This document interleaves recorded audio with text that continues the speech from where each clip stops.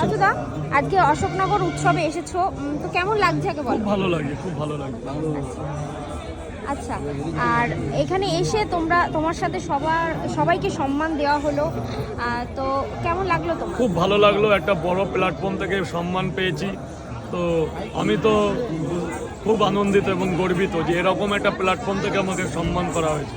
আচ্ছা, আর তোমার দোকান কালকে খোলা থাকবে তো? হ্যাঁ, কালকে। আচ্ছা, আর অশোকনগরের যেসব অধিবাসীরা রয়েছে তাদের উদ্দেশ্যে কি কিছু বলতে চাও?